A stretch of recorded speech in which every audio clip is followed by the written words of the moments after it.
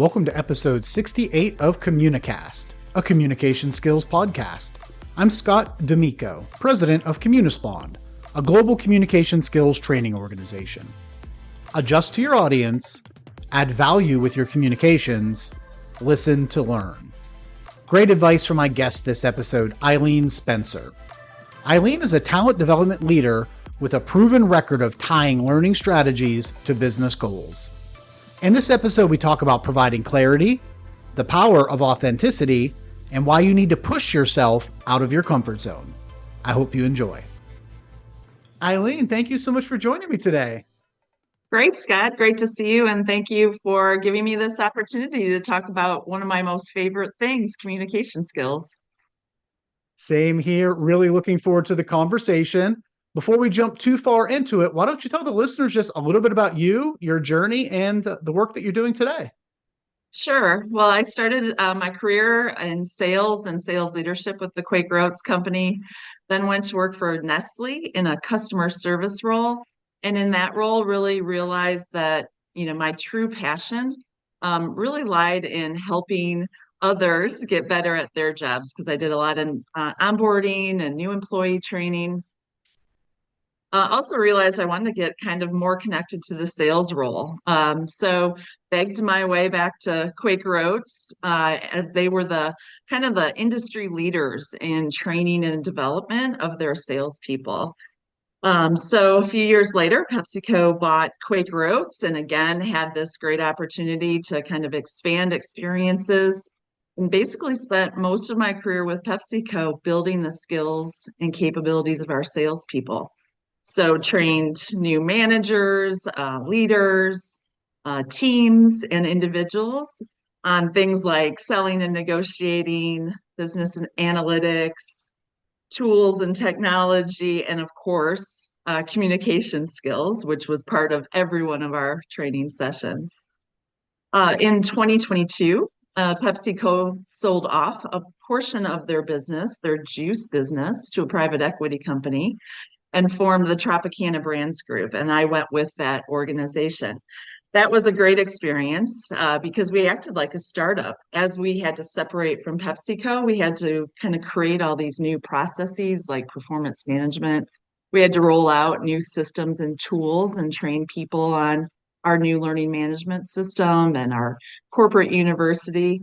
So that was a valuable experience to kind of broaden some more exposure and other things that I was able to do with Tropicana Brands Group.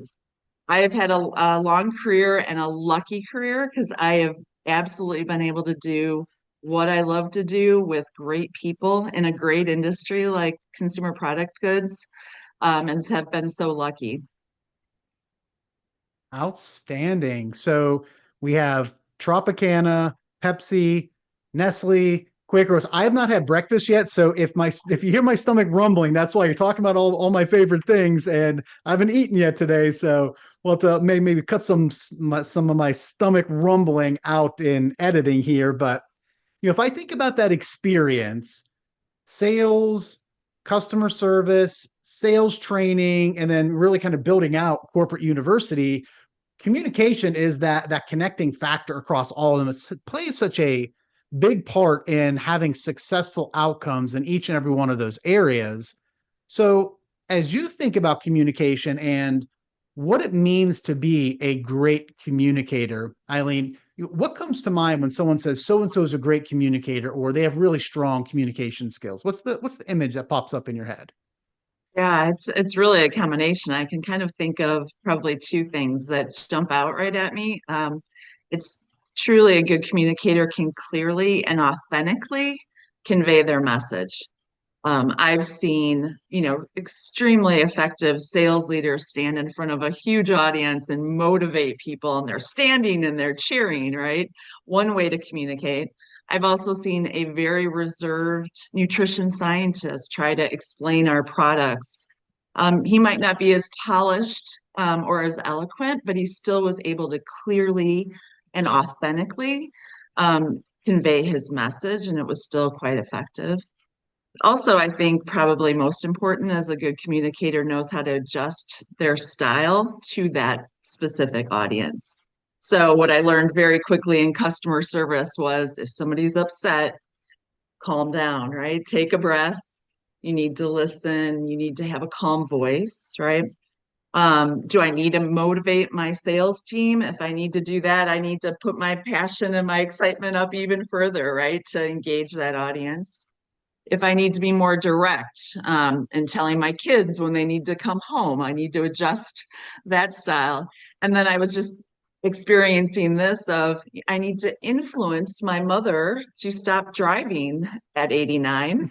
And I need a combination of all of those things, right? Being direct, being passionate, all of those things. So I think, good communicators really understand the audience and try to adjust their style to that conversation. Absolutely. And three big things jump out to me, right? If I would just kind of play that back is an effective communicator really focuses on clarity. They work to understand their audience and they are authentic. And I love what you brought up about, say, a sales leader, firing the team up, getting them excited, kind of a halftime speech versus maybe a nutritional scientist or something like that that has a much different style. But both folks can be very effective if they are clear, if they understand what's important to their audience, and if they are authentic.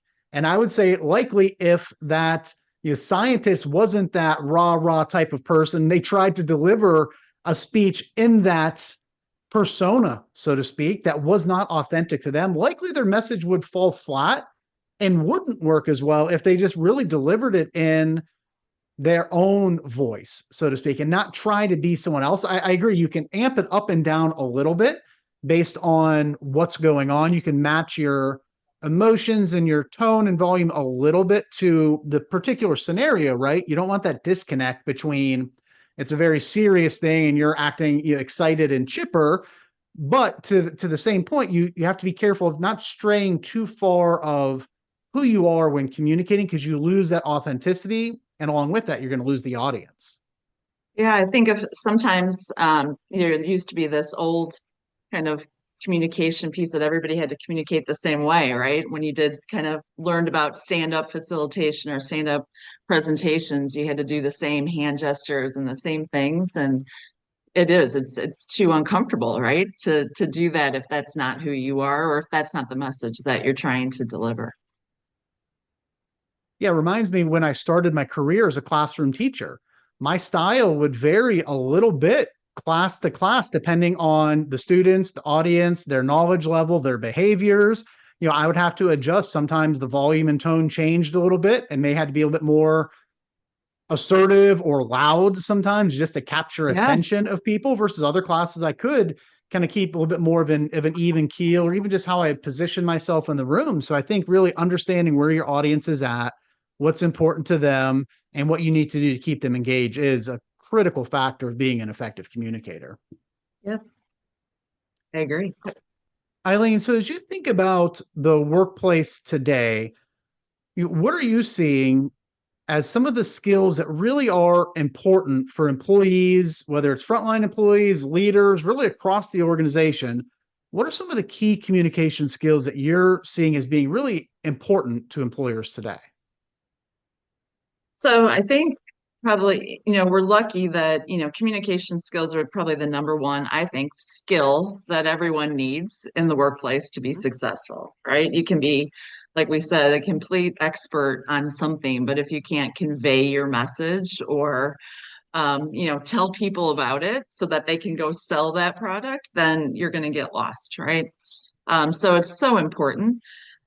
I would say, as most of my career has been spent with salespeople, I would just say that most and many of our best salespeople were some of the quietest that didn't fit that mold of that salesperson, right? Mm-hmm. They were the quietest and the best listeners. And so to me, listening to learn is probably the key communication skill I feel like people need in any industry and in any workplace, because it's not just salespeople that need to listen to their customers, but some of our most effective sales leaders or managers are some of the quietest as well, or know how to be quiet in a meeting, and not be the loudest person in the room. They actually sit back and kind of listen to their employees, get perspective. And I think that's such an effective technique for everyone in the workplace. The flip side of that, though, I really feel like as an individual, you really need to push yourself to make yourself heard. Um, you know, I'm an introvert. I have a family of introverts, and we have this conversation a lot. It's more comfortable for us to kind of sit back in a classroom or a meeting and let others speak for us, or voice their opinions. And I always try to kind of push people to, you need to kind of make your voice heard, even if you are a quiet person, right? You have something to add to the conversation. So make sure that every time you're leaving a meeting, or you're in a conversation, that you've added value, you've demonstrated some of the knowledge that you have. So I think it's kind of both, right? Mhm. Trying to make sure that you're listening, but also that your voice is heard when it needs to be. And you bring up a great distinction there of adding value. There's a huge difference between adding value to a conversation or meeting and speaking for the sake of just being heard. There are lots of people in meetings that sometimes are the loudest or they talk the Yep. most, but they're not really adding a whole heck of a lot of value Yeah. there. And a lot of people are often surprised to hear it about me. Starting my career as a classroom teacher, spending a good number of years in sales leadership, and now leading a communication skills training company and hosting a podcast, that I consider myself to be an introvert. I am not that outgoing, extroverted type of person. And throughout my career, some of the feedback that my leaders had shared with me, that their leaders had shared with them, was that Scott's kind of quiet. He doesn't speak up a lot. And for me, it was getting comfortable kind of pushing myself outside of my comfort zone to make sure that I am contributing and doing so in a way that adds value. For me, I try to take things in, I process things, and I might not be ready immediately to come with a response. But once I do, then yes, I do share that. So I think it's a great point that you bring up. Really, if you are on that more kind of shy or introverted side, getting comfortable speaking up, but doing it in a way that's going to add value to the conversation. Yeah, and an effective leader in that situation would understand how to engage all of those people sitting around that table, right? Mm-hmm. So I'm going to give Scott a minute to think about it, and then I'm going to ask him his opinion. I'm not going to put him right on the spot because it might be hard for Mm-hmm. him to answer, and then the next time he's not going to want to answer. So do a lot of that and learn a lot of that through kind of learning and development and training people on how to kind of effectively manage all those personalities and all those Mm-hmm. styles within the audience. Yeah, it's a great point around leaders understanding their team and their personalities and their styles. As a leader, one of the ways that you do that, one, as you're talking with folks and you're building, relationships and connections with them over time, you're going to pick up on some of these things. But the other thing that was always kind of I would say a pet peeve of mine was that the last company that I worked at, it was a large organization. And whenever one of the VPs was in town for a team meeting or something like that, we'd be having our meeting and they were constantly on their phone, on their laptop, not really tuned in to the meeting. And for me, that's just a great way for them to get to understand the team dynamics and know that, okay, well, this person is talking for the sake of talking.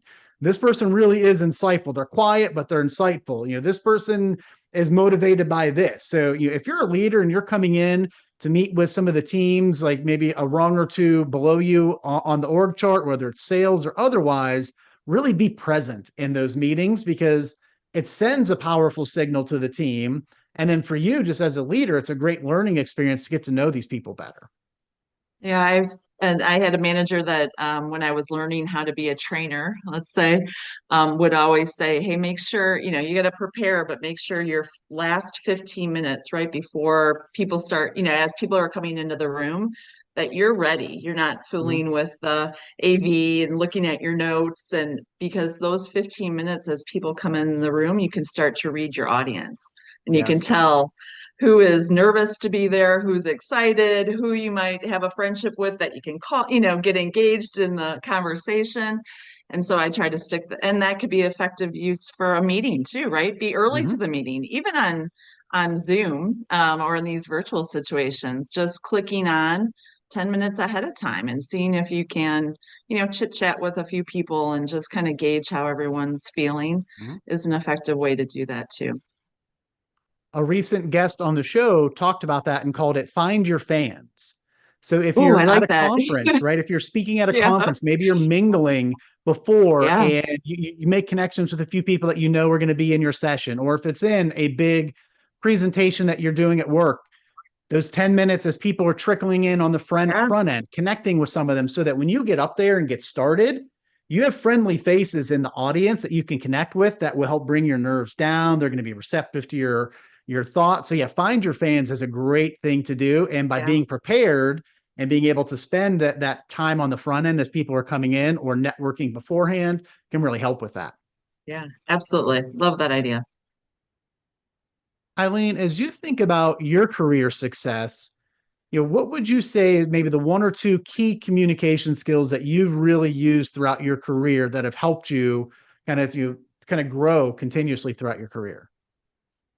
So I think there's, let's say 2.5, maybe three. I like to stick with three. So I think, for sure, asking effective questions. So in learning and development, I have a lot of discovery sessions with leaders and managers to kind of understand what the needs are, right? How do their employees need to get better at something in order to achieve those business objectives? So I have to ask some good questions and figure out how to continue that conversation. Also, like we've just talked about in learning and development, when I'm up in front of a group training them on something, I have to ask some great questions because I'm not the expert most often Mhm. in the room. They are. So adults need to be engaged in that conversation. So asking good questions. Hey, Scott, what do you feel about this? Or how would you approach this situation? Mhm. That's something that you learn pretty early on in learning development. And it's a skill that you have to continue to build. The addition to that, the second point is really, what's the point of asking good questions if you're not listening? So this, like you just said, requires you to be very present and not thinking about how you're going to respond. I've watched a couple of many of your podcasts, and I know this has come up a couple of times. Mhm. That's really hard, right? Because you're thinking about, I need to answer that question effectively, or I don't know what they're going to say. So I got to start thinking about that. We teach this with salespeople all the time, just taking a breath, right? Pause, listen. And then you have to realize that you can trust yourself that you actually do know the answer. So if you've done all the prep work ahead of time, Mhm. you have the answer. So just listen to the question, right? You just trust yourself. And then I think and I had to do this, you have to get comfortable with saying, I don't know the answer to that. Mhm. And finding a way to say that in an effective manner that shows that you still have credibility, you still have all these experiences, you still have this knowledge, but they just asked you a question that you don't know the Mhm. answer to, but giving them some comfort in knowing that you're going to get back to them. So someone shared with me one time about how they um, train the Apple employees at the Apple store when they don't know the answer. So when you walk up, it's kind of a frontline people that are helping you with the product.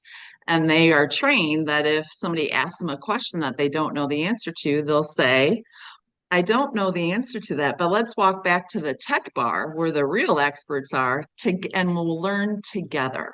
Mhm. Right. And it's just an effective way to say, hey, I don't actually know this answer, but I'm going to go back, do some research and come back to you. So I think it's finding that way to be just comfortable with not knowing the answer, and having that, way that you're going to do it. So I think those are probably the key things that have helped me in my career is asking effective questions and then listening to learn.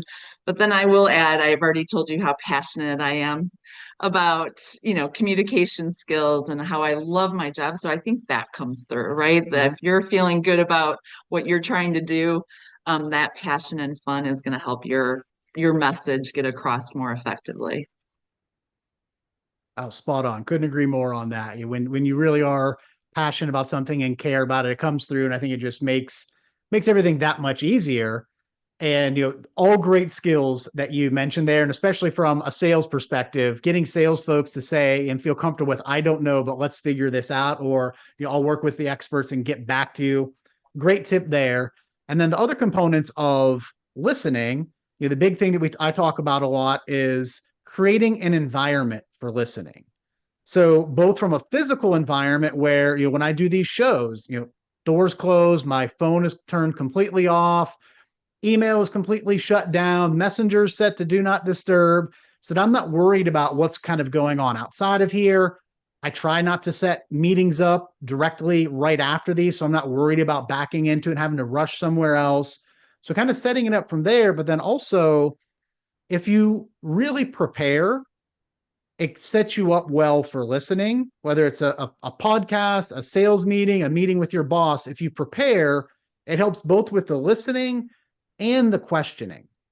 Because if I've done my homework, I've prepared for the meeting, I know who I'm meeting with, I think it might be important to them, whatever you do to prepare for a meeting, and I've prepared some questions that I want to ask, having that as kind of my backup, those prepared questions lets me really focus in on what this person's saying, because I'm not worried about immediately what am I going to ask next, or what if I don't know what to ask next. If I have a list of things there as a backup to ask, it helps me really not worry about what I'm going to ask next.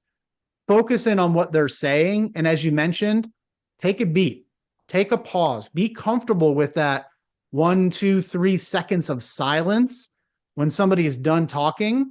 It's going to allow you to process, and you will be surprised if you just kind of keep your mouth shut for a couple of seconds, how quickly your brain's going to come up with really an effective either response or follow-up question to that. So really, you have to be prepared, be flexible, and be very comfortable with having a pause. That will enable you to ask more effective questions and really to ultimately be truly listening to the other person.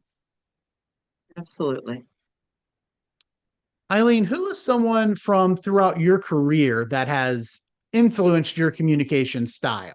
Maybe it's a sales leader that you worked with, or as you're working out kind of building, corporate universities, things like that. But who's somebody that's influenced your style, and perhaps what's something you've taken from them and made your own?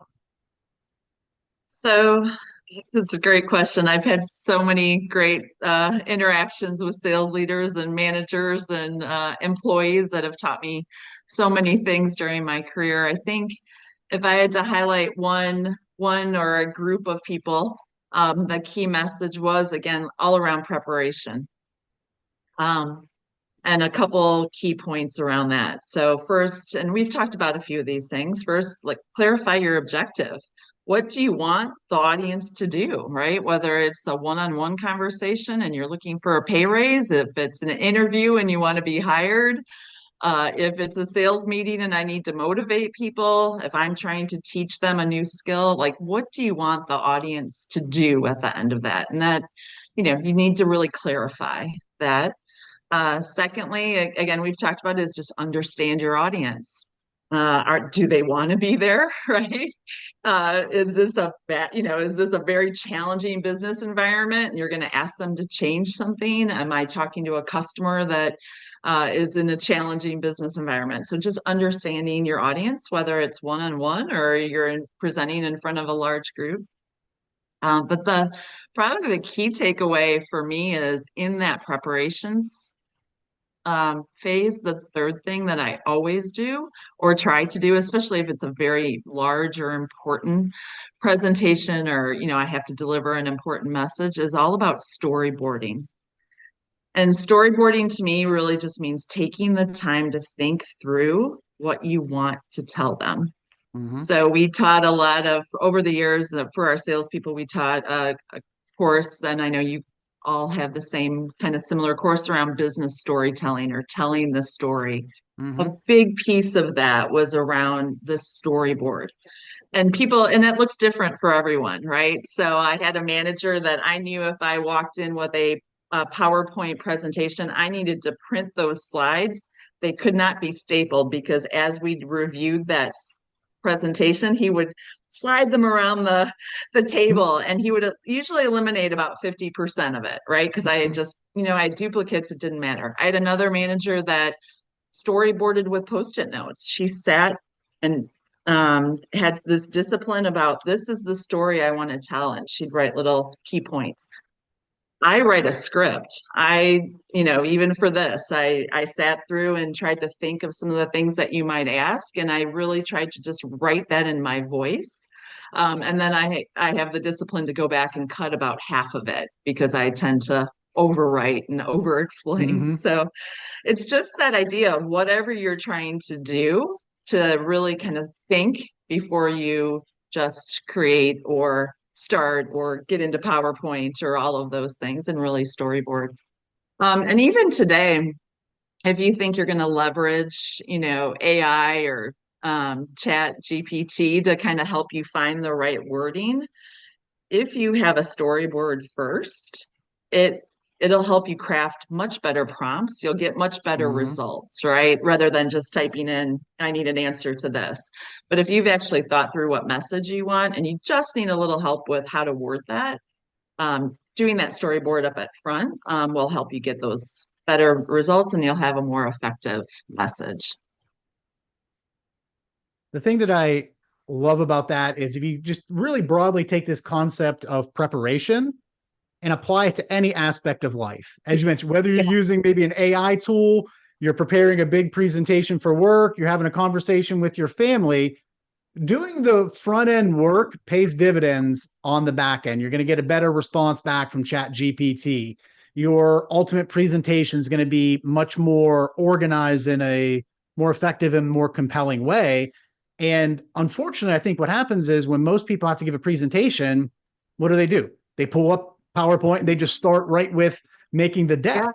And they don't take the time to whether it's using post-it notes or outlining or just writing it in narrative form to figure out what can I cut? What's not necessary?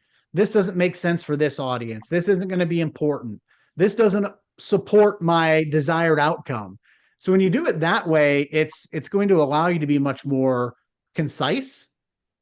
It's going to be focused on the audience, really tying it back to what we started talking about at the beginning of this, right? You're going to be clear, you're going to be focused in on your audience, and I think it's going to come across as authentic because it's really going to ultimately be in your voice.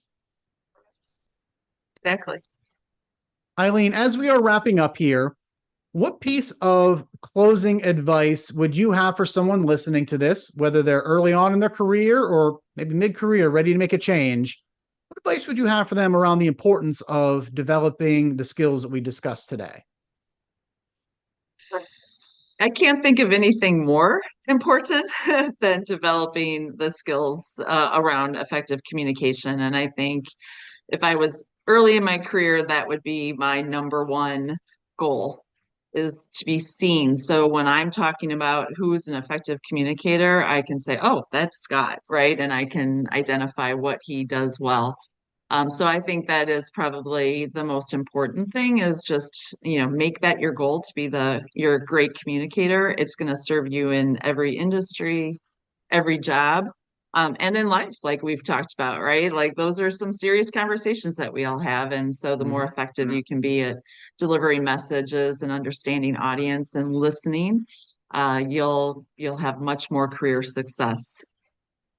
So if we have time, I have a few ideas on how to do that, Yeah. especially if you're early in your career. So I'm still as a learning development leader, still a firm believer in this 70-20-10 rule that Mm-hmm. really tells us how adults learn. And so that all that means is, 70% of adult learning comes on the job, right? And in the moment. And then another 20% is through coaching and social interactions. And then finally, 10% of adult learning really comes from formal training. And so as we're designing learning and development programs, we're trying to keep all of those, those percentages in mind as we kind of increase the skills of our salespeople or our whoever employees. So, the first thing is go get the formal training, right? So go to a stand-up class on how to present well. Take some e-learning, watch TED Talks. Like there are so many ways, we're so lucky, so many ways to improve your communication skills from writing to, effective presentations, et cetera. So go get that, formal training. The second piece is learn from others. So I love to watch and observe other people communicate. And you can learn so much and you can ask them, well, how did you get so good at that, Scott? Or you can see the opposite of, wow, not a good communicator. I'm not going to do that. And sometimes we learn so much more from that, right? And then the third thing is you have to apply what you've learned, right? So if someone attends a day-long presentation skills course, yes, they're going to get great coaching and feedback. Then you need to walk back into your manager who sent you there and say, okay, I want to lead that next sales call. Or can I present to the board or your manager next time so that you actually start applying those skills and you ask for feedback? And that's how you improve. So if I was new in my career, I would say absolutely the number one thing you need to do is to learn how to be that effective communicator. So cool how you applied the 70-20-10 for really from kind of a learning framework to how can I take that same thing and apply it throughout my career. I'm going to get my formal training. I'm going to, work with my boss, my leader, get some coaching, some mentoring on that. And then I'm going to get those opportunities. And just like you said, sometimes you have to ask for them. Can I lead the next call? Can I take the lead on this next client appointment? Can I work on this project? Or can I be involved in this steering committee? These are all little things that anyone can do, but a lot of times you just have to ask for them. So, Eileen, thank you so much for sharing that and for joining me today. Really, really enjoyed the conversation. Well, thanks for having me. It was a blast. It's my favorite topic. So thank you for allowing me to talk about it. All right. Thank you. Take care. A special thanks again to my guest, Eileen Spencer. Eileen's point on being comfortable saying, I don't know, but I will find out and get back to you is a critical skill that a lot of people need to work on. As we wrap up this episode, remember that the journey of improving your communication skills is ongoing. Make sure to stay connected with Communicast by subscribing so you can benefit from conversations with future guests. If you found value in today's episode, I'd be grateful for your support. Leaving a rating or review is a fantastic way to let us know the impact this show has had on you. Thanks, and have a great day.